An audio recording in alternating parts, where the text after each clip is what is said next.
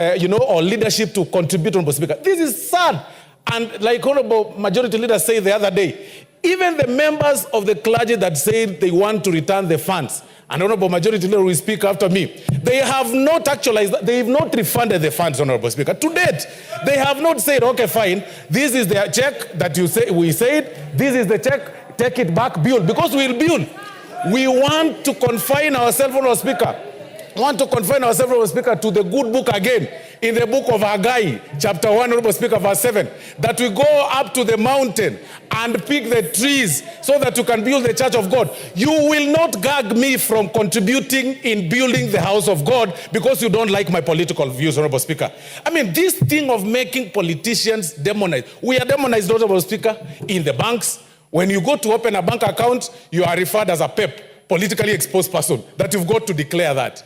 If you're doing somewhere in business, they say, you're a politician, you'll need to declare interest. When you go for if you lose your seat and you go for an interview, then you're told, you're a politically exposed person, you need to be. In any case, Honorable Speaker, we should actually be applauded. A person leading a county or a constituency with 100,000 voters, Honorable Speaker, that is an experienced manager that needs to be a manager and a CEO of Equity Bank, Honorable Speaker, which only has got an employee portfolio of 2,000 people, Honorable Speaker, or 3,000. But what happens? You lose your seat, or you are out of politics, or you appear like you've been politically inclined to some place, which is again within the law under Article 37, the rights of association. You are demonized, you are insulted, you go out there, people believe that you are taking their money. What is with this obsession of a person thinking that somebody is poor because somebody else is rich? Why can't you just respect other people's rights like you want the others to respect you, Honorable Speaker? What we are saying, Honorable Speaker, that we must learn to embrace divergent views. You have your view as a member of the clergy. I have my view. You have your view as a person from the media or the media for the state. I have my view. The divergence of views is not wrong, and that makes it democracy. We all can't think the same way. Stop demonizing members of parliament and particularly members of the National Assembly. And when you have a challenge, you want to rush to us. Anytime you have a challenge, members of parliament. When I pass through the streets, Mheshimiwa, Mheshimiwa. When I go everywhere, Mheshimiwa. When I go to Mheshimiwa. But when I come, when people go there somewhere in the media, Honorable Speaker, they insult us, Honorable Speaker. So please. Let's give other members a chance as I conclude, I want to conclude, Honorable Speaker, and say people should respect this House, Honorable Speaker. Thank you very much. Let me give okay. I'll come to you.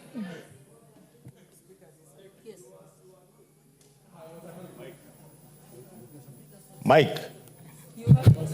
Thank you, Honorable Speaker. Honorable Speaker, let me first thank the Honorable Junet for raising this issue. Because, Honorable Speaker, at times we are afraid to speak for ourselves because we'll be seen to be fighting the church or religious leaders. And let me thank Honorable Junet because the issue he has raised is not an issue where he is raising an issue that is fighting anybody, but rather fighting for ourselves as members of parliament. Honorable Speaker, if you can protect me from the member for Kericho, who is conversing in Kalenjin in the House.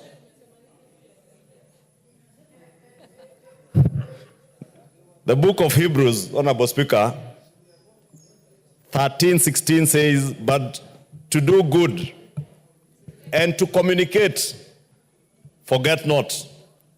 For with such sacrifices God is pleased. Obey them that have the rule over you, and submit yourselves, for they watch for your souls as they that must give account, that they may do it with joy and not with grief. For that is unprofitable for you. That is the word of the Lord. And that word, Honorable Speaker, is the word I would like to remind our religious leaders, including my own moderator of the Presbyterian Church, the Reverend Thegu, whom I saw last night on TV admonishing this house, that this house is captured, that when the executive wants us to pass bills, we pass them with lightning speed. Of course we pass them with lightning speed because that is what the people elected us to do. And we do that because we are actualizing the manifesto of what we sold to the people of Kenya, because we want to remain true to the people and to God. Therefore, because you are my moderator, you cannot admonish me simply because you hail from Nyeri and you think the impeachment process moved with speed. That speed is what is expected of us under the Constitution. The Constitution gives us timelines as to when and how you prosecute an impeachment process.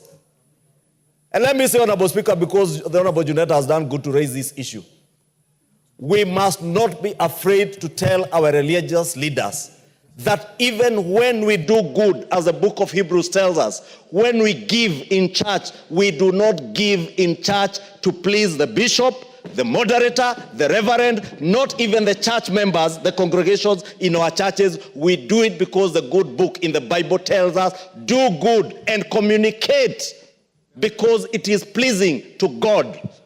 I never go to church to please my bishop. I never go to church to please my moderator. I neither go to church to satisfy the whims of my reverend. I go to church and do what I do because it is pleasing to my God, and we shall continue to do it. And if our religious class imagines they can intimidate us, I have never walked into a church, Honorable Speaker, and asked a single religious leader to give me an opportunity to speak to church. I am glad I patronize a church that's not one of the mainstream churches in Nairobi, together with a member for Kiminini, the Honorable Kakai Bisau. And we go there and we sit in church, we listen to the sermon, and we leave. We never seek anybody to give us an opportunity to address the congregation. When they are fundraising in church, I have never seen a single politician invite himself to a fundraising in church. But the church leaders must not make it look like we invite ourselves to churches to contribute money. We have many other places we can take this money. Honorable Speaker, it is true what the majority whip is saying. I accompanied the president to Soweto, the Catholic Church in Soweto, in Embakasi East. When we sat to have a cup of tea with the church leadership of that church. They are the ones who sought the president's help and our help, together with that of the governor for Nairobi, to build a house for the father. They also sought help with the road. That road to Soweto has already been advertised in the papers for its rehabilitation. When I saw the Archbishop of the Catholic Church, with all due respect to the Archbishop of the Catholic Church, write a letter that they will return some money to the president, I can confirm to the country and to this house, not a shilling, not a cent has been returned to the president. And when it is returned, there are hundreds of churches who have sent me messages and are sending the president messages. They are waiting for the money to be returned. They are willing to receive the money to do the work of God because it is pleasing to God, not to man, not to the bishop, not to the archbishop. Honorable Speaker, respect is earned, and it is two-way. We respect our church leaders, and they must earn that respect. If you speak at me, I'll speak back at you. If you respect me, I will respect you back. Honorable Speaker, I had my own moderator of the Presbyterian Church yesterday say things that I would not expect a church leader to say and speak of leaders. Because, again, if you read the book of Romans, it calls Romans 13, I think verse 1 to 4. It calls on everybody to obey authority because there is no authority that is not ordained by God himself. God is not the religious leaders. God anoints religious leaders to serve his people. God anoints political leaders and other secular leaders to lead his people. And we all serve the same people. Therefore, I know we all come from backgrounds And I know some of these religious leaders have issues because of where they come from. But they must divorce their personal feelings from their church work. At times there are things I also want to say because based on where I come from. But I remember I am a leader in this country, a national leader. There are certain things I cannot say or do as a leader. I want to call for that wisdom from our religious leaders. I want to call for them to respect authority as commanded in the Bible. I want them to help this country. Some of the issues that I see them pointing fingers to government on are issues of morality, are issues that they should be dealing with in society. Be it femicide, be it the growing trend of LGBTQs and everything, Honorable Speaker. Be it issues touching on corruption. Actually, it's headed by a bishop. Yes, it's headed by a bishop. I hear members saying even the Anti-Corruption Ethics and Anti-Corruption Commission is headed by a bishop. Yes. And a good bishop for that matter, and we wish him well. But all these societal challenges are challenges of society that we must address them together as leaders. Both the political leadership and church leadership, or religious leaders, not just church, even our Muslim leaders. And I want to ask our leadership to work together. We cannot deal with the issues that we have seen, the challenges we have seen with femicide, challenges with our children, without working together. Honorable Speaker, our schools, if there is some moral decadence, it begins from our schools. Many of our schools are sponsored by churches. And even public schools, we have made effort in numerous public schools to be under the sponsorship of churches under the chaplaincy of churches. But that is where the rains are starting to beat us. The only reason you see men doing the kind of bad things they are doing to young girls is because there's something we lost in our moral upbringing. Not just as men, but as a society. But that is the work of the church. Where is the church? I do not see the church in those issues. The church now is more in politics than anything else, and we welcome them to politics. Indeed, this house that they are admonishing has elected bishops and reverends and others nominated, like Bishop Kosgei.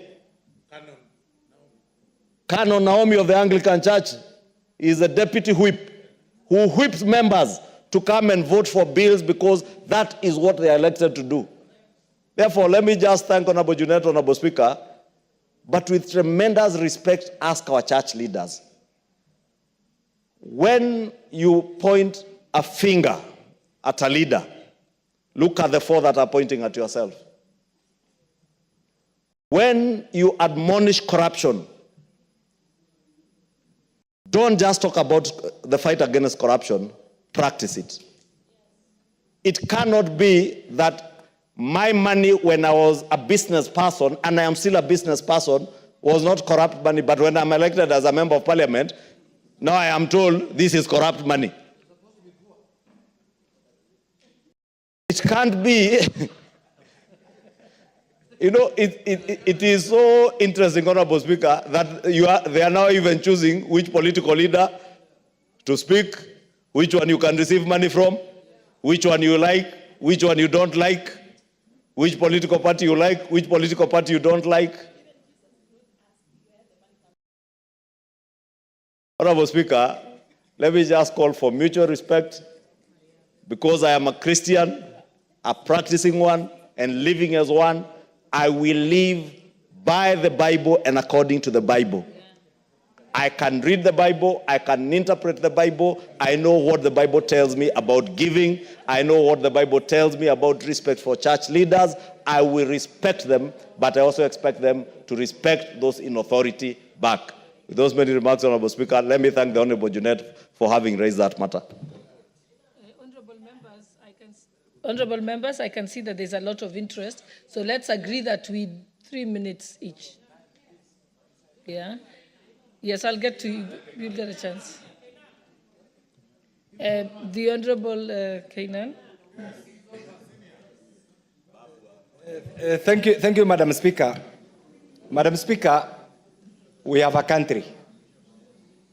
The Sovereign Republic of Kenya was born out of the sheer hard work of the great men and women who fought the colonialists. And out of their struggle, they have given us a constitution that we have amended over the years.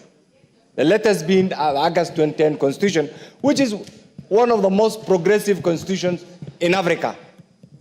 Madam Speaker, we are also lucky as a country that we do not go through militarism. And I think because we are spoiled, because we have not seen the effects of military dictatorship that has engulfed other parts of Africa. Madam Speaker, the framers of the current constitution were not fools when they equated sovereignty, you are a seasoned lawyer, to representation. I want each one of us now to expand our horizon of thinking. Why did the framers of the current constitution equate representation to sovereignty? The reason is this.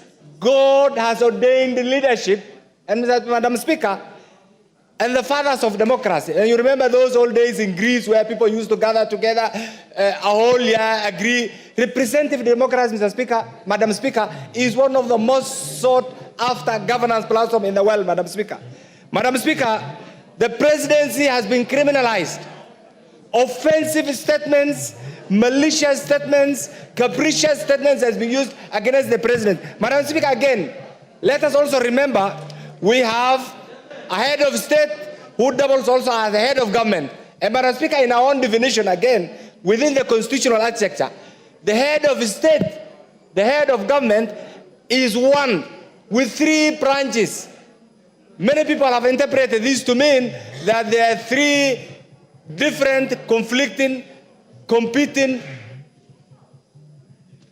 departments. No, we only have one head of state, and that is the person with the instrument of power to govern the Sovereign Republic of Kenya, and that's the president. Let's respect the president. Let's respect the leadership. Madam Speaker, I want to ask my colleagues here, the reason why we are being pushed, I think somehow we have also failed. We need to put our foot down.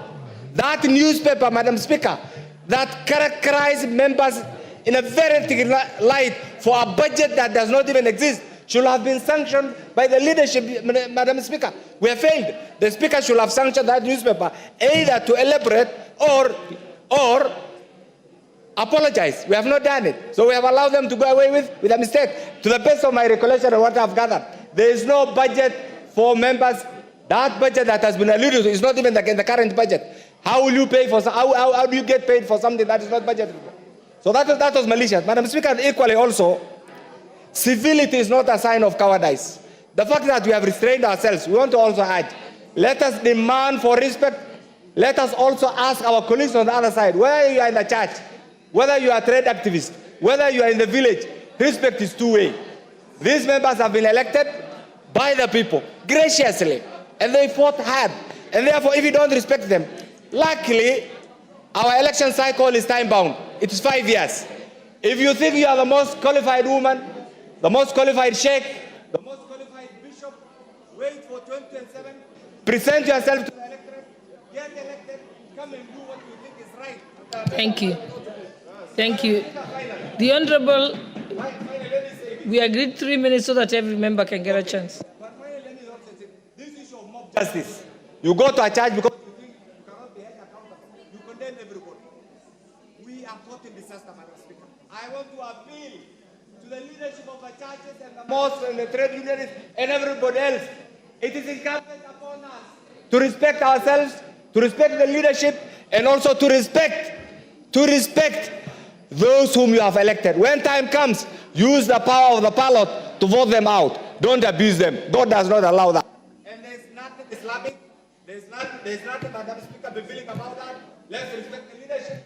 And please, we can have a flourishing, vibrant, functioning democracy that everybody will be proud of. Thank you, Madam Speaker.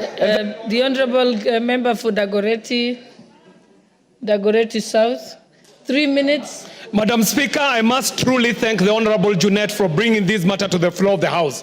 The truth of the matter is that this country is treading dangerously. The moment you have an affront on institutions, it does not matter whether that institution is the presidency or parliament or the clergy, any civilization or any democracy needs institutions intact. Madam Speaker, we have a great example in a country called Sudan. Sudan went down the route that we want to go now. They broke down their institutions. Today, those who are clamoring for the fall of the presidency, clamoring for the fall of a government, today are crying, wishing that they would be having a government or a president. Madam Speaker, it is the good book in the book of Daniel that tells me that he changes the times and the seasons. He lifts up kings and he removes kings. He gives wisdom to those who are wise and knowledge to those who are discerning. Madam Speaker, this good book that I read is the one that tells me that leaders are to be respected.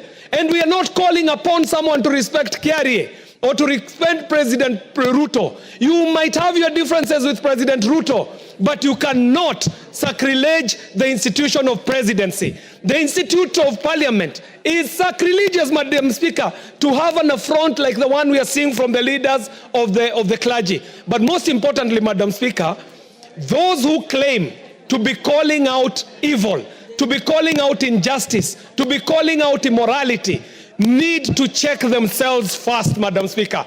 Because it is the good book again, in the book of Matthew, that tells me, why do you look at the log in your neighbor's eye? Why do you look at the speck in your neighbor's eye while you have a log in your own? What is happening in these institutions called religious institutions? There is nothing that they are calling out other people on that they are not doing, Madam Speaker.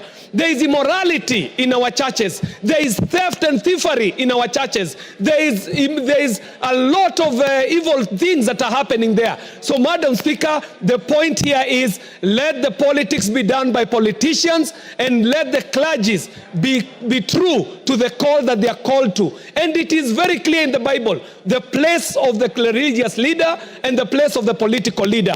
Because we have not traded places. We are not in the altars of churches preaching. In the same way, a preacher cannot be on the platform of politics, politicking. Thank you very much, Madam Speaker. Yeah, the Honorable Member for, Honorable Milio Dhambo, Member for Suba, no? Those who want to contribute, put the intervention button. Thank you, Madam Speaker. Madam Speaker, I can hear members are already shouting bad girl.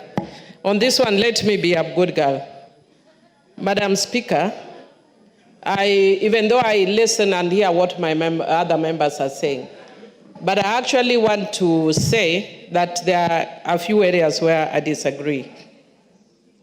When the voice of the church is silent, the nation suffers.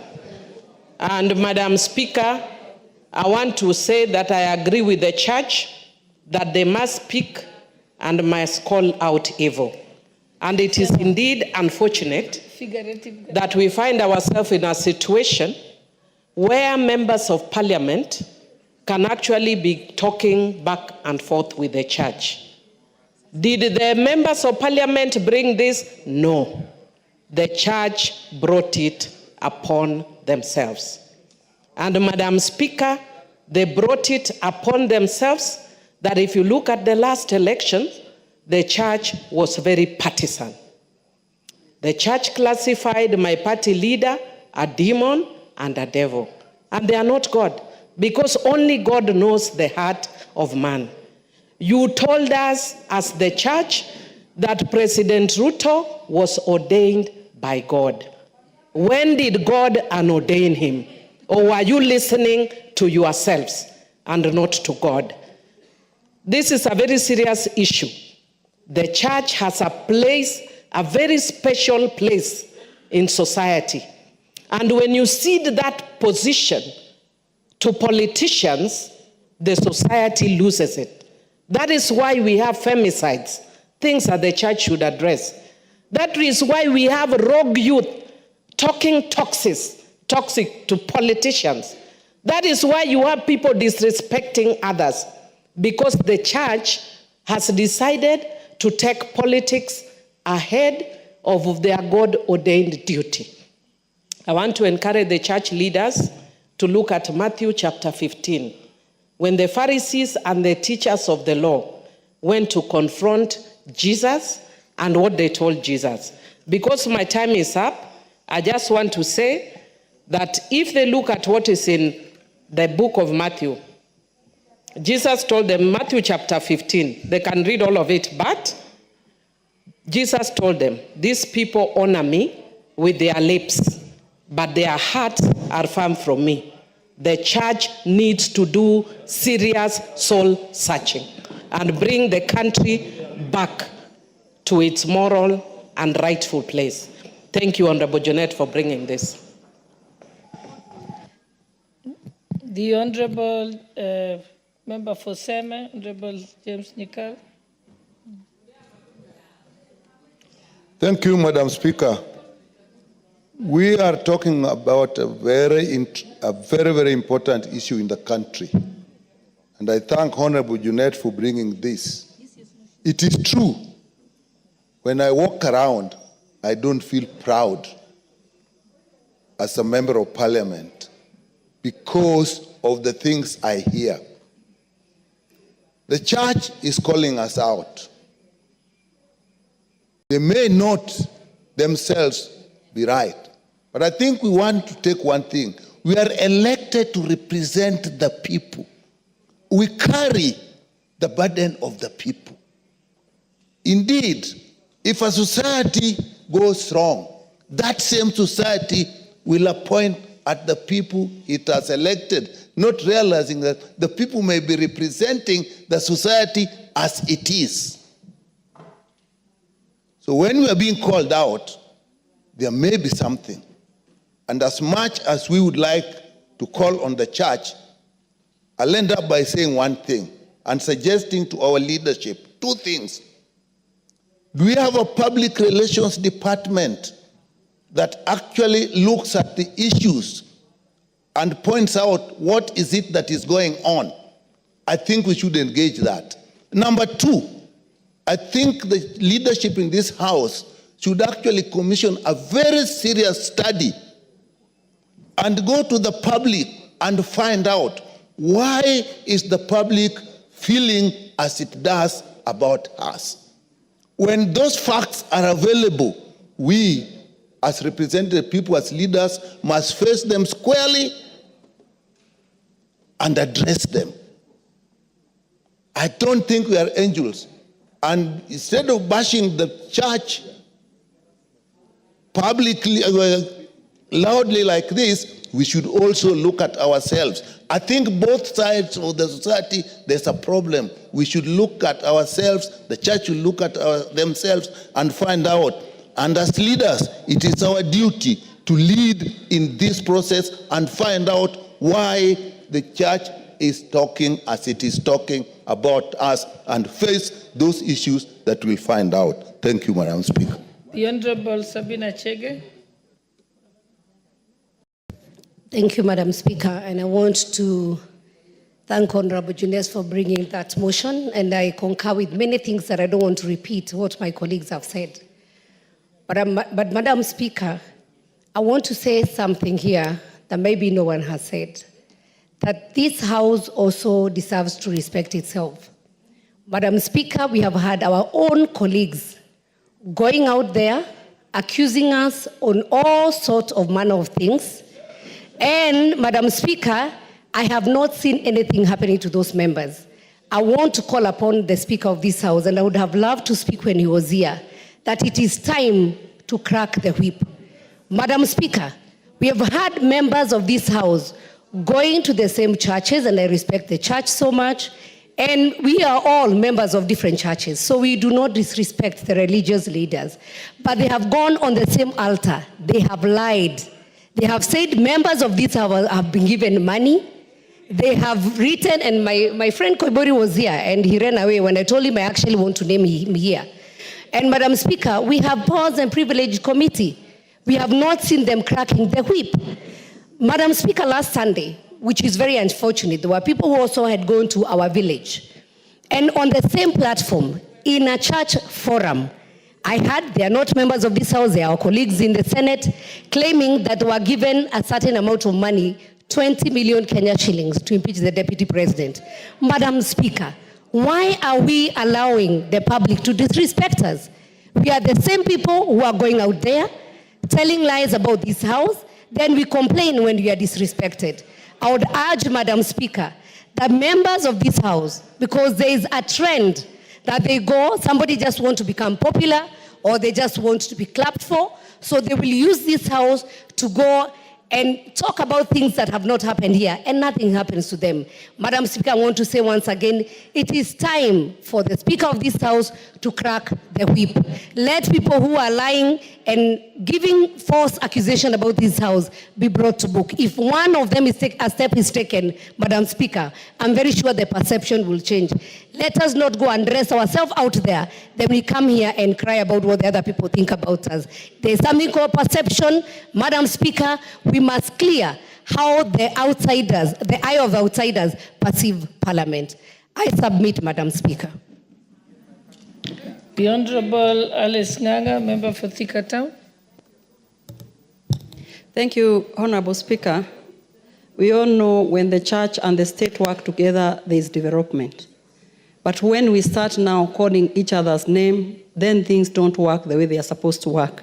I can tell you, Madam Speaker, we were in Naivasha last week, and I was quoted by the papers that there are some words that I stated when we were in Naivasha, and in all the media houses, the entire morning, it was about Adis Nganga said this, Adis Nganga talked about allowances. And I know that one is not true, but according to the people who are listening to what the papers are saying or what the media is saying, they believe whatever that was said is correct.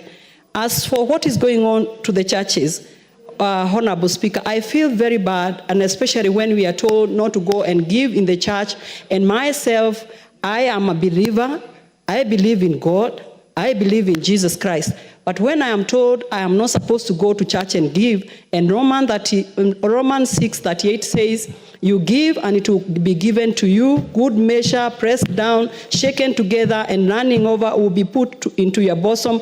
For with the same measure that you give, you use, it will be measured back to you. So me as a human being, as a church goer, as a believer in Jesus Christ, if I am told not to go and give in church, that one now means that whatever I believe in, I'm being curtailed, and that one is not fair. Let the person who wants to give to go and give. It is not all the truth all the time that the money that we give, and it is not the truth because we have been giving ever since we were young children until today. We have been giving. Now you are being told when we are mature enough that we cannot give. That is not right.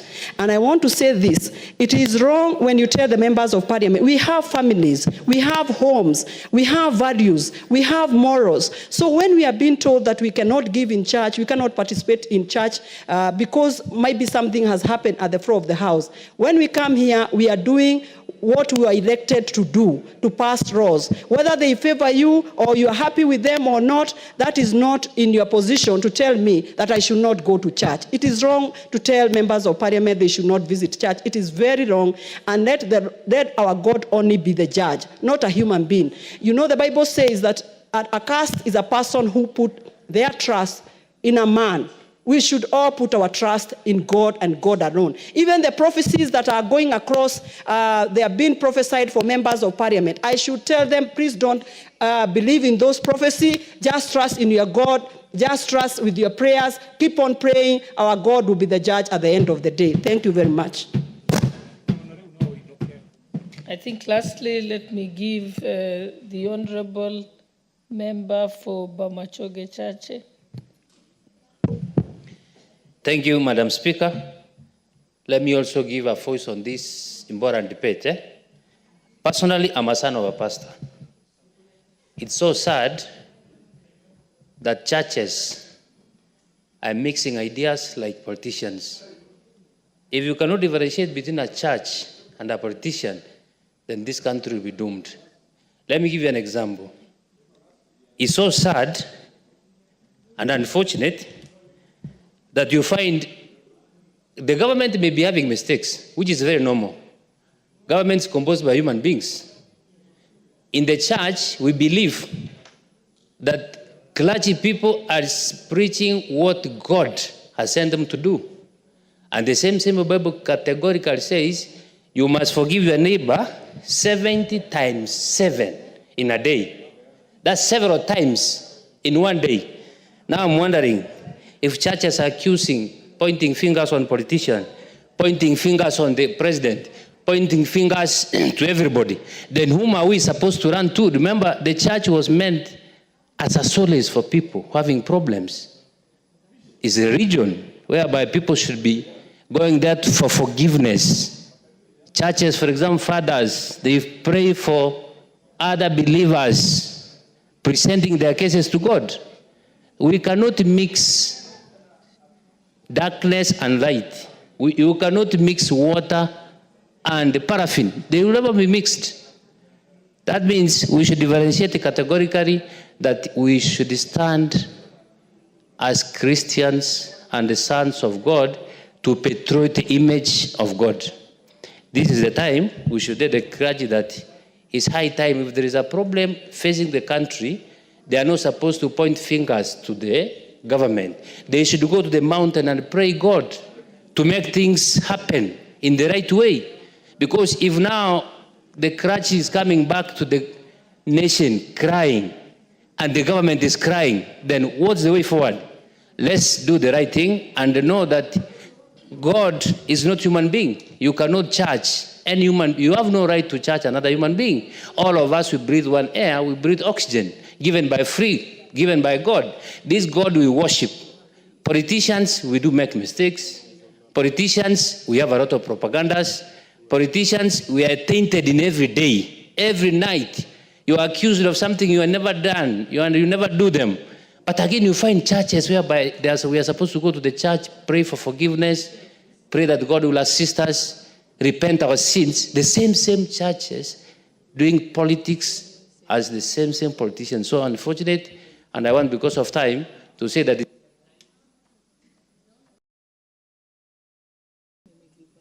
Honorable Member for Migori.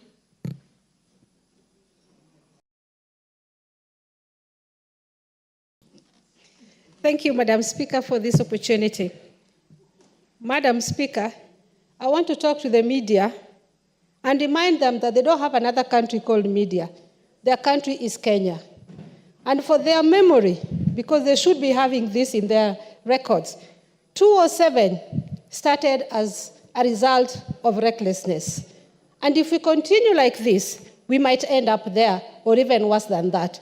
So I want to tell our media houses, we love you, we watch you, and we promote you more because our business is what you do every day. I mean, without a politician giving some speech somewhere, then media has nothing to report. And anybody who watches from Migori would rush to a particular media house because they've seen Fatuma being aired. But if you pack me matope all the time, I want to tell the media houses that one day, your children will be in this house, your mothers or fathers. In fact, ironically, I remember when I was running for this seat, I had 2 media personalities who left their job to come and compete to be women reps. I know many who have come into this house as a result of being in a media house. So if this house is that bad, then why do you focus on us? Let us build our country, let us criticize positively, and again I insist, do not criticize if you don't have an alternative. Give us an alternative in your criticism. I will not talk much about the churches, but I want to remind them that only Allah can judge. Both me and you, it's only Allah who knows who will be in paradise and will be in the hellfire. So I'm requesting the church, I'm requesting our mosque, but I must excuse our mosque because honestly, the Muslim fraternity is not so much in politics as the other fraternity. So I'm requesting our churches, kindly pray for us. If you see Fatuma doing wrong, the best you should do for me is pray for me. But you should also call me in private and say, Fatuma, yesterday what you did was not right. That is how we were brought up. That is what we know about the churches. And that is what Jesus used to do. I never saw Jesus anywhere cast a sinner. All the time, Jesus would say, you have done worse than that person, let us pray for that person to change. So churches, this is your country, and it is through this country that you will be buried so that you go to heaven. We will not bury you in another country before you go to heaven. So please, churches, let us both be responsible. Let us pray for each other. Where we have wronged you, forgive us. Where you have wronged us, we do forgive you sincerely. Okay, honorable members, we can now move to the next order.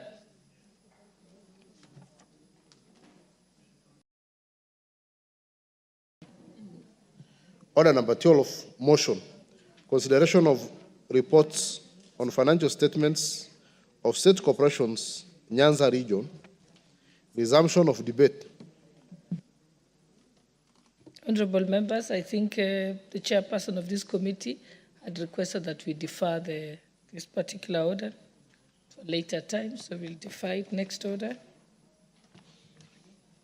Order number 13, the startup bill, Senate Bill number 14 of 2022, second reading. I think the chairperson of the Trade Committee had requested for a few minutes. Oh, she's here. You may proceed, Honorable Mayaka. I can see that the chairperson has arrived. Honorable Marian. What's your point of order, Honorable Millie? Thank you, Madam Speaker. Madam Speaker, I don't have a problem with the starter bill. I actually really fully support it. However, I just wanted to request the House that, because this is a private member's bill, that when we have a chance to create space, that we do consider bills that are ongoing. For instance, my assisted reproductive technology bill was already in the committee of the whole House. Ideally, it's the one that should have been slotted for this time because it's equally just as important as a startup bill. So I'd request, because this Wednesday, government business took up almost all our time as private members. So when there is space, please consider my bill as a priority. Thank you. Thank you, Honorable Millie. We shall make sure the clerks let the House Business Committee know that. What's your point of order, Honorable Makalu? Thank you very much, Honorable Speaker. Honorable Speaker, the issue raised by Millie is very important, and I do agree with that. If you look at the order paper of last week, Honorable Speaker, the bill which was supposed to follow immediately was my bill, Parliamentary Amendments, Parliamentary Pensions Amendment Bill. Now, even this week, it was not in the order paper. And what makes it even very surprising, Honorable Speaker, is the fact that this bill is a bill discussing pension for these members of Parliament seated here. And we don't seem to even give it any attention. I plead, Honorable Speaker, that the next opportunity for private members' bill should be given my chance. Thank you, Honorable Speaker. Right, I've just been advised by the clerk that there were 3 bills for parliamentary pensions, and I think there was the House Business Committee decided that they should be looked into whether you should do 1 bill instead. But nevertheless, I think that should be, that information, the issue raised by Honorable Makalu must be raised with the House Business Committee. I think, Honorable Mayaka, you may proceed now. We are delaying your bill. Thank you, Honorable Speaker.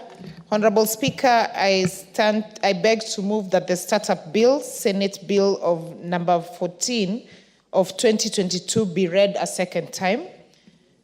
Honorable Speaker, as a co-sponsor of the bill, first of all, I'd just like to share with the members the main objectives of this particular bill.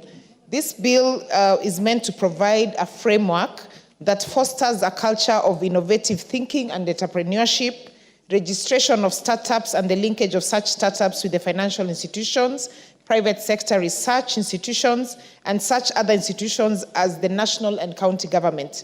It also is meant to facilitate investment in and the provision of fiscal and non-fiscal supports to startups in Kenya, promote an enabling environment for the establishment, development, conduct of business and regulations of startups, establishment of incubation, facilities at the national and county levels and government, and monitoring and evaluation of the legal and regulatory frameworks and the mechanism put in place to encourage the development of startups. Honorable Speaker, this particular bill is in 6 parts. Part 1, which is the preliminary and interpretation. Part 2, which covers the establishment of incubation programs and also demonstrates the role of national and county governments and establishment of the incubation programs. Part 3, which talks about registration of startups and admission into an incubation program. Part 4, Honorable Speaker, which speaks about certification of incubation of incubators. Part 5, which speaks about the incentives for startups. And Part 6, which is the miscellaneous provisions for regulations. Honorable Speaker, just to pick this, to give this particular bill context, technology and technological innovations are set to be the biggest contributors of economic development in the next few years. And in most cases, they grow from innovative ideas and come into the market as startup businesses, which have exponential growth and potential owing to their digital nature. And Honorable Speaker, the reason for this particular, what motivated this particular bill by myself and the co-sponsor, the Senator Crystal Asige, is that it actually is meant to especially focus on the young people of this country who, because of the nature of expecting to get employed, we do not have so many opportunities. So for us, this is actually an encouragement for them to start up their own businesses and actually become employers themselves. Currently, startups provide rich entrepreneurship avenues, especially to the young people, thus empowering them to source local talent and in turn reduce unemployment. They also contribute to the growth and the collaboration between professionals with various backgrounds, the continual development of the cities and localities where they are established, and encourage creativity and ingenuity, thus contributing to the overall economic growth of our country. Honorable Speaker, reports show that 92% of Africa's investment in tech is won by just 4 countries. That is Nigeria, Egypt, South Africa, and Kenya. This is because their sizable population and larger GDPs make them attractive destinations for investments. In 2022, for example, Kenya tech startups raised over $570 million in funding. Indeed, Honorable Speaker, Kenya is recognized as the Silicon Savannah by virtue of being a host to a number of reputable startups that have advanced to become regional and global signatures. Honorable Speaker, for instance, M-Pesa, at its founding, led the world in mobile banking, mobile money innovation. Other brands, including Cellulant, Trigger Foods, M-Kopa, Hisa, among others, have since mushroomed as a result of this very innovative mobile money innovation. Despite all these successes, the country has no regulatory framework to guide and establish operations of startups. This gap has led to a number of challenges, including weaknesses in identifying startups, lack of incentivizing mechanism for their ventures, and lack of recognition of their unique functions and needs and realities. Honorable Speaker, the executive has pronounced itself as committed to being that this startup bill is enacted, recognizing that the African youth needs the digital skills, access to technology and markets that are essential if they are to thrive in an increasingly digital global economy. And Honorable Speaker, just to mention that these startups are actually not only covering the technology space, but we are also encouraging innovation on the scientific space and entrepreneurship space as well. The executive has further recognized that this is how Kenya, through her brilliant innovators, can unlock her remarkable capacity for innovation, for enterprise, and even the world-class leadership. Honorable Speaker, yesterday I did speak when we were engaging on the new bill for procurement. I did mention about the fact that we have allowed our innovators from this country to be celebrated first by other people from different countries before we even recognize them back at home. And Honorable Speaker, this is just one of the ways that is going to ensure that the innovators mushrooming from our country are actually recognized and that they're actually given guidelines to be able to set up the businesses that they innovate in a proper manner. Honorable Speaker, it is useful to note that a number of countries have enacted their own legislative frameworks for startups. In a number of these countries, Startups Acts include an amalgamation of policies intended to increase the incentives for young people to start new ventures and encourage investors and lenders to support their budding entrepreneurs. In Tunisia and Senegal, for example, their policies are part of their broader government strategies to position their countries as innovative hubs by leveraging the emerging tech scene to improve economic development. Honorable Speaker, again, now that we have done the necessary amendments to the Public Disposable and Procurement Act, this will actually also just enable a lot of young people, a lot of local farms, a lot of innovators to be able to have opportunities, especially now that we have said that the threshold of 1 billion and below should actually be given to local farms and not foreign farms. So this is a very timely bill that is going to work hand in hand with that particular bill. Honorable Speaker, Tunisia's Startup Act provides for, among other factors, state salaries for up to 3 founders per company during the first year of operation, also generous tax breaks, startup grants, fast track of licenses for registration documents, and increased state support to cover patent licenses. Senegal's policy includes 3 tax-free years for startups, training for youth and female entrepreneurs, and a startup registration platform easily accessible on a government website. And here in Kenya, we are also proposing for tax holidays for the same. And you will recall, Honorable Speaker, that one of the pledges in the Azimio manifesto that the Right Honorable Raila Odinga had really advocated for was that the young people who have startups should actually be given tax holidays for them to be able to catch up and be able to integrate themselves into the business space. In India, in 2016, the government launched the Startup Action Plan, which was dubbed the Startup Indian Initiative. Its objective was to address aspects of the startup ecosystem and as a support framework for innovative entrepreneurs.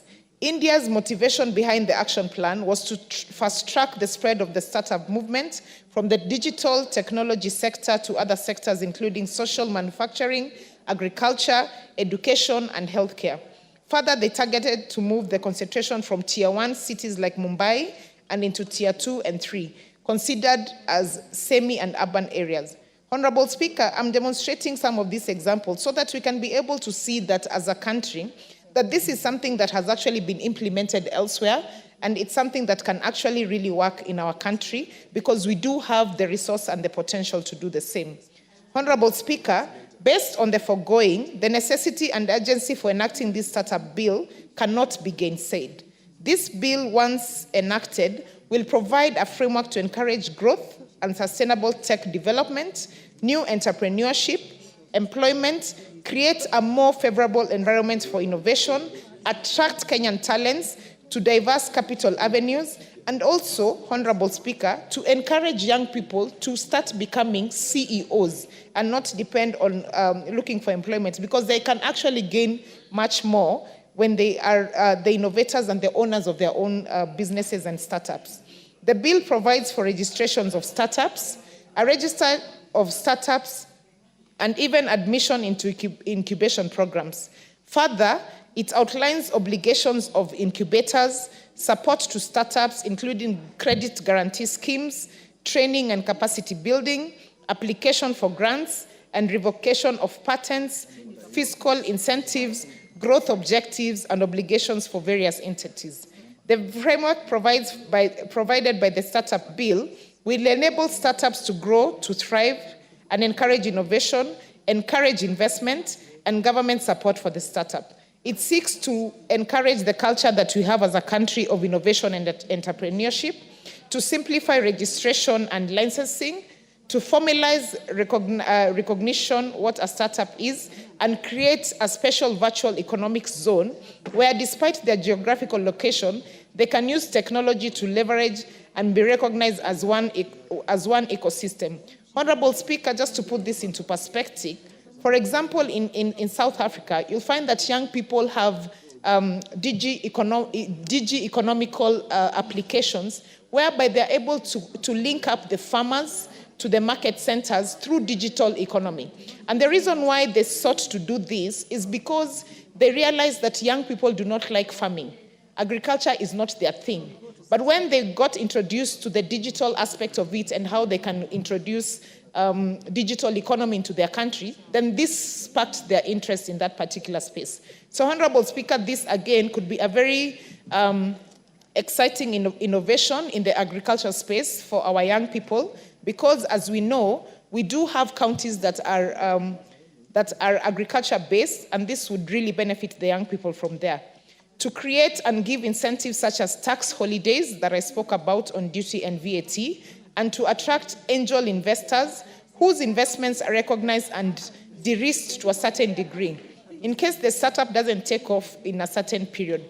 What do we mean by angel investors, Honorable Speaker? These are people who actually believe or buy an idea that a young innovator has, and they would really like to invest in it, but they do not have the right framework to be able to do this. So this particular bill is going to enable angel investors and people who really believe in the dreams of young people to be able to invest in them. Honorable Speaker, pursuant to Article 96 of the Constitution, the Senate, where this bill was initiated from, is tasked with the role of protecting the interest of counties.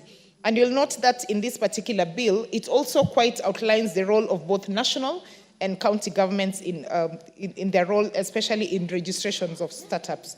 Therefore, the bill clearly articulates the role of county government, facilitates startups and incubation programs.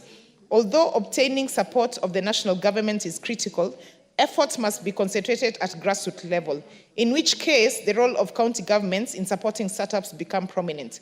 Honorable Speaker, today we've just had the President celebrating 1 year of e-citizen. And one of the roles that e-citizens has really assisted people back in the counties is that they're able to actually register businesses. So this is going to work in line with that and just make the process even more seamless for the young people who do not necessarily have to come all the way to Nairobi, to Kisumu City, Mombasa City, Eldoret City, to be able to register startups, but they can actually do this at their own county level. Honorable Speaker, the bill thus provides the County Executive Committee members shall do the following: put in place a national and county incubation policy framework for the development of business and incubation sector startup systems, enter into partnership with local and international business incubators in order to promote the establishment and growth of startups in Kenya, establish programs for the certification and admission of incubators into the incubation program, put in place mechanisms that promote the development of business incubation programs, and create an enabling environment for promotion of business incubators, including fiscal and non-fiscal incentives. Honorable Speaker, startups require significant investment at the initial stage, especially in terms of capital, investment, and research and development. Considering that most people in these ecosystems are youth, there is need to support them and provide incentives, from conceptualizing of their projects to a place where businesses are established, healthy, and running. Therefore, Honorable Speaker, this bill confers on the Cabinet Secretary, without prejudice, the power to make regulations on the exemption of startups from 1, registration fees, protection of intellectual property rights, employment benefits and compensation, relationships between founders and employees, reporting and accountability of startups, and this will go a long way in giving our entrepreneurs the impetus that they need to establish themselves. The bill further amends the Science and Technology Act of 2013 to provide for financial support of technological innovation, representation of startups in the National Research Fund, and allocation of monies to provide for financial support to technological innovation. Honorable Speaker, the bill goes further to set out a criteria for admission into the incubation program. registration of startups, and obligations of startups. This is important to avoid abuse of the system by fraudulent persons trying to circumvent the statutory obligations, such as tax and levies. This bill also confers the responsibility of registration and database maintenance on the Kenya National Innovation Agency. This agency, as a state corporation that was established under the Science, Technology and Innovation Act of 2013, is responsible for coordination, promotion, and regulation of national innovation system. The agency works with stakeholders to promote innovation and enterprise development out of research and ideas, which means supporting the identification, recording, and protection of innovation ideas. Honorable Speaker, just again to give this into context, we all know the story of the Kyondo, which we, as a country, we really, it really took us time to fight back the rights of the naming rights from Japan, because they had named it and done a copyright of Kyondo before we did it in Kenya.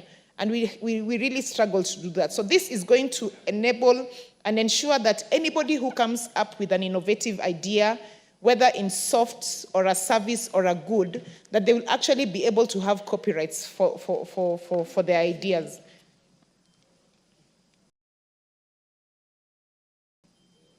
Honorable Speaker, as I conclude, allow me to reiterate that the implementation of this act still confers on the National Assembly and Senate other responsibilities over and above oversight of its implementation.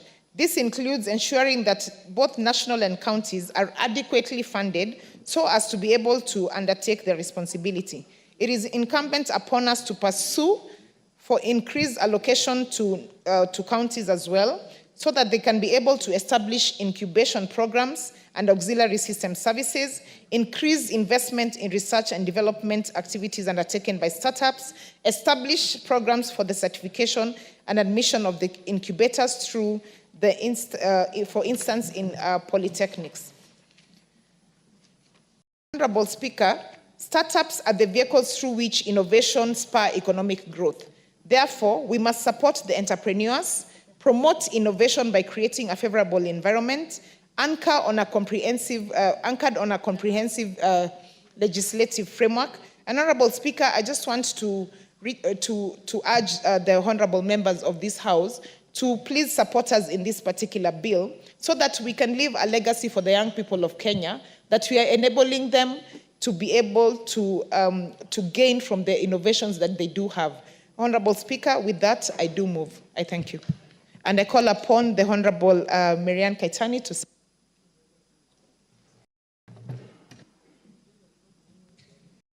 Thank you, Honorable Madam Speaker. As I stand to second, from the onset, we want to thank the private member at the Senate and Honorable Irene Mayaka, who is the co-sponsor of this bill at the National Assembly, for bringing up the startup bill. And I must say that this bill has already gone through Senate, and it is now before the Departmental Committee of Trade, Industry and Cooperatives.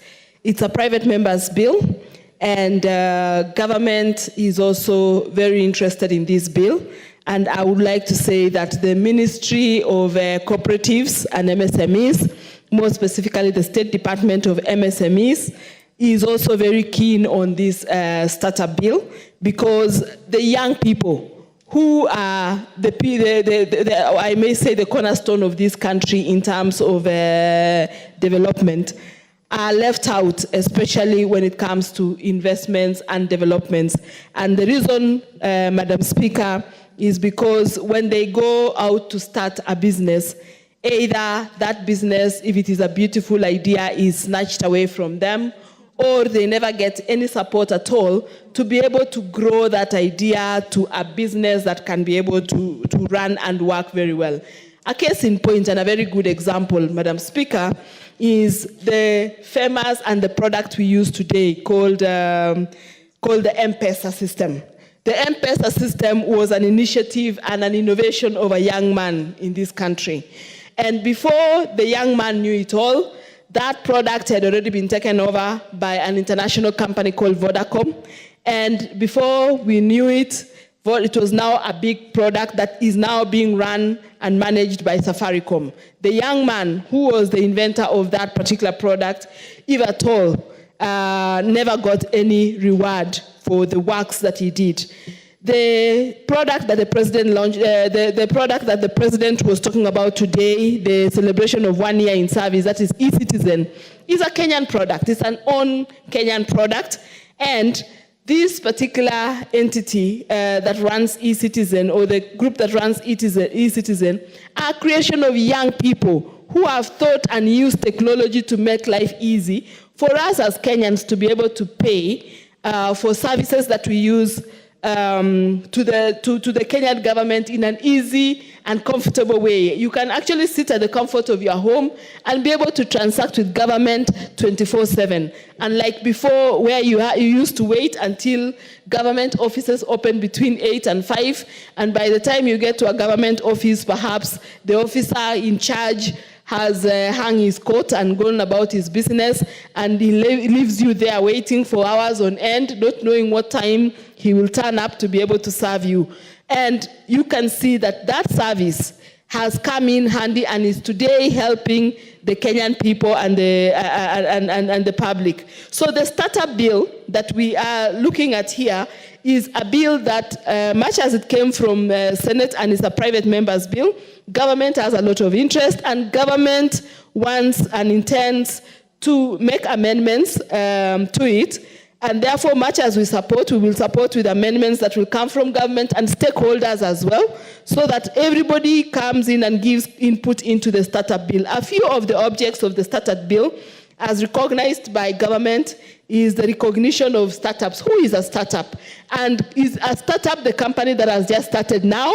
Or it could even be a going concern, but they have never been able to grow from where they started. That, again, will be considered as a startup.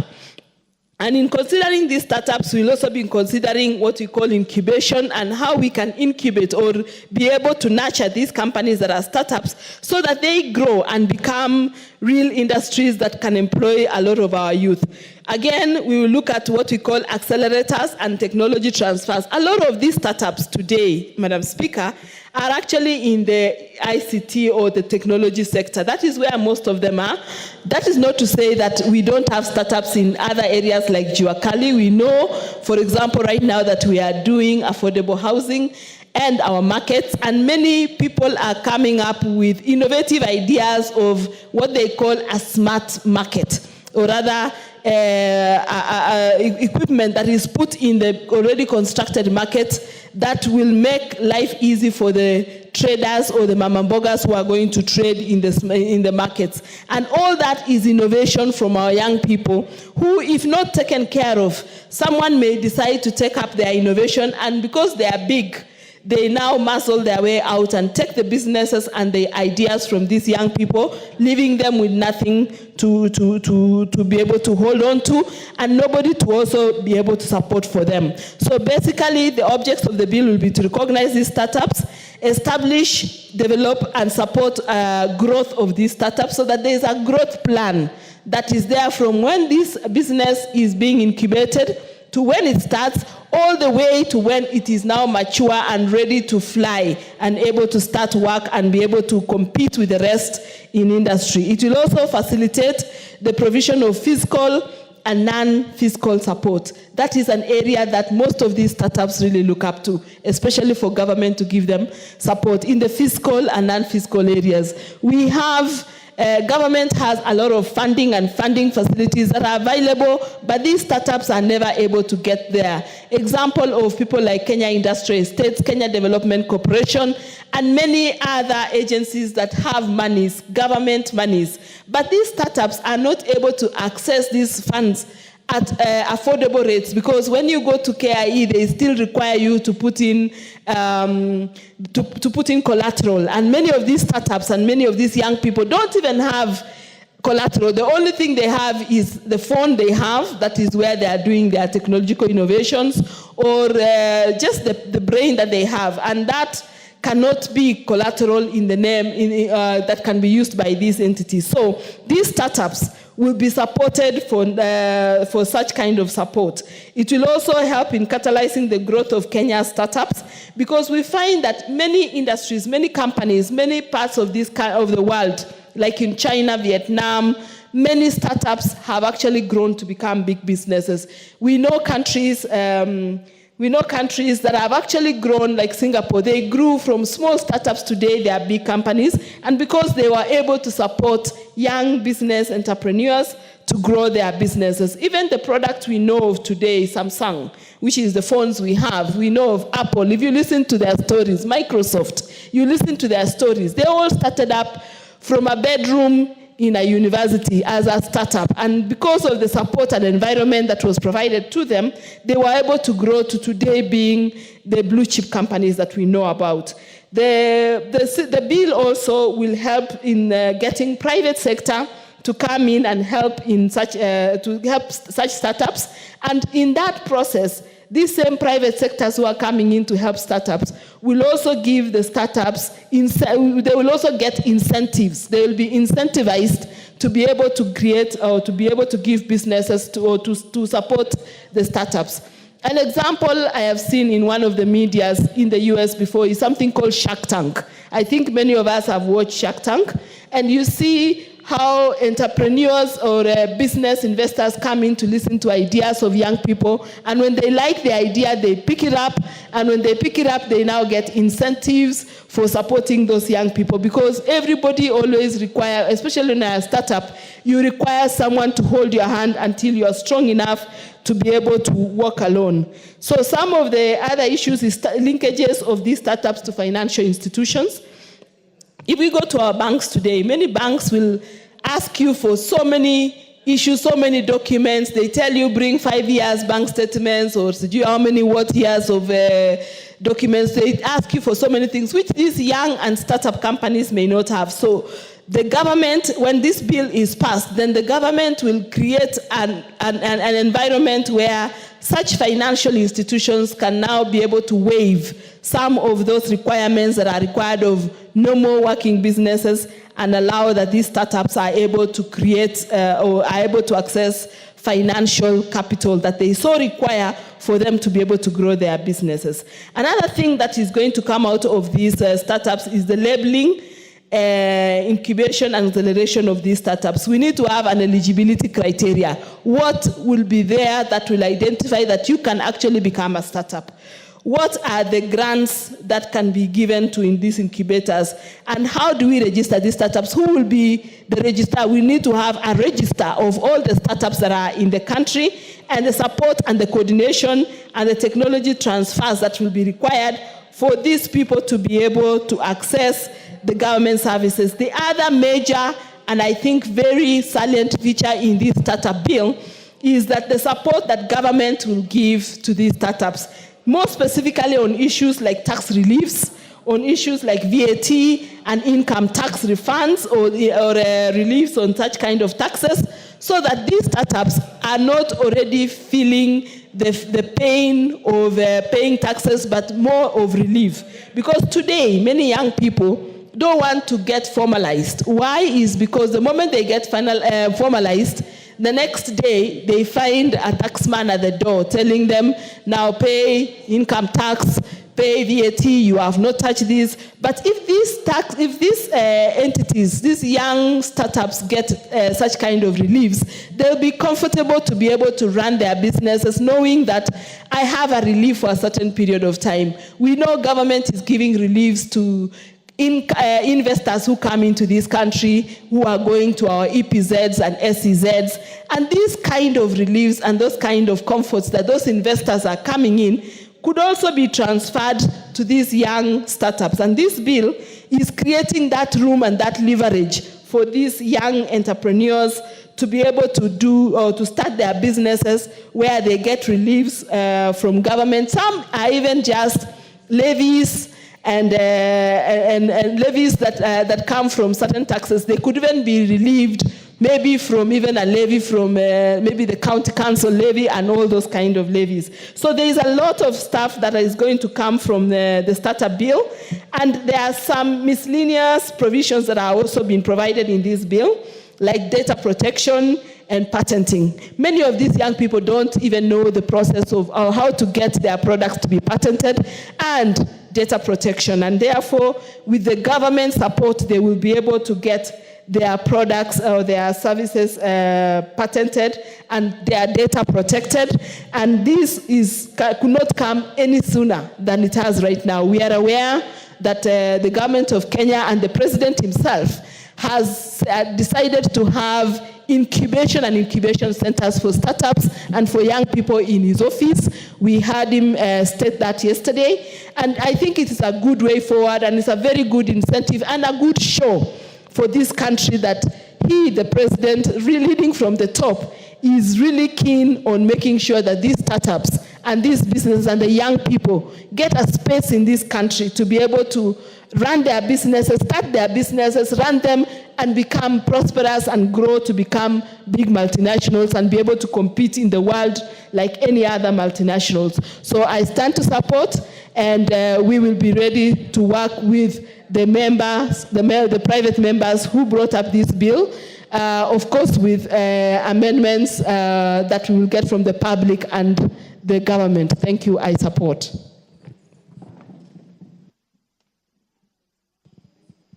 A second. You can go, please go on record.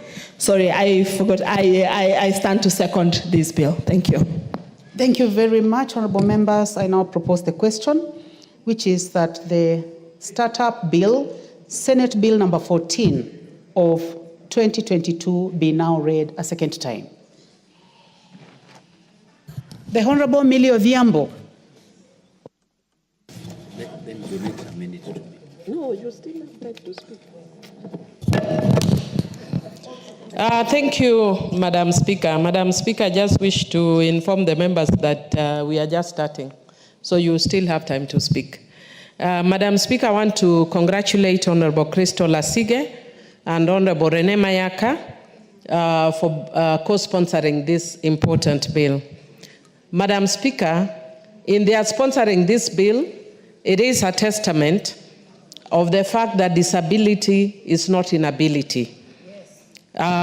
Crystal Asige, within the short time that she's been in the Senate, has brought up very, very good pieces of legislation, and I want to congratulate her. And I want to also congratulate Honorable Irene Mayaka, aka Rene, who has also brought, this is actually her second bill, she brought another one, an environmental one. Honorable Millie Odhiambo. Yes. I also wanted to inform your colleagues seated next to you that when it comes to order of precedence, you speak first. So you proceed, but now they have also learned something that you must speak before they do, especially when you have requested. Madam Speaker, I'm glad that you've set the record straight. I know the ones that are coming for the first time sometimes are a bit resentful when we consider ranking, but they will appreciate it when they will come for their second term, because I can see people here coming back for their second terms. So when they do come for the second term, you will appreciate when a new member is given priority over you. There's something that goes with ranking. Even in the legal profession, it's there. And that's why you always hear the substantive speaker sometimes putting us in our places when we purport to know too much and they say, I'm your senior legally. Everybody knows that. Madam Speaker, I also want to say that this is testament of the fact that being nominated is actually not bad. Honorable Mayaka and Crystal Asige are nominated members, and they are doing this excellent work. And Madam Speaker, even I started as a nominated member. Here serving my 4th term. Cecily Mbarire started as a nominated member, is now a governor. So there's really nothing wrong with a person being nominated. And even Honorable John Mbadi served this term, actually not last term, as a nominated member. Now he's a cabinet secretary. But I don't know why people have this perception that they were talking about nomination that is just about women. But I want to congratulate them that they have understood their purpose as nominated members, and they are doing very well. Madam Speaker, I want to say that this bill also talks of something that is very close to my heart, which is entrepreneurship and innovation, Madam Speaker. Madam Speaker, I'm the founder of the Maiden Institute of Leadership, Law, Innovation and Entrepreneurship, which is the Milley Institute. And under the Milley Institute, it has divisions. And one of the divisions is innovation, and the other division is entrepreneurship, Madam Speaker. And the reason that I founded this was because I know innovation and entrepreneurship is the future of this nation. Madam Speaker, because of lack of formal government jobs and because of the challenges that we are facing as a country, the young people can rely on this area powered by technology, not only to create jobs for themselves, but to create jobs for others. So when you provide a framework like this, it is actually good for our young people. Madam Speaker, due to an existing legal framework, or lack of an existing legal framework, you can see that our bright Kenyans are misusing their brains.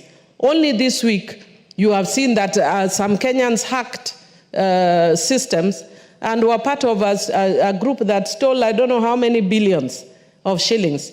Can you imagine if the brains used to steal billions were used to create jobs?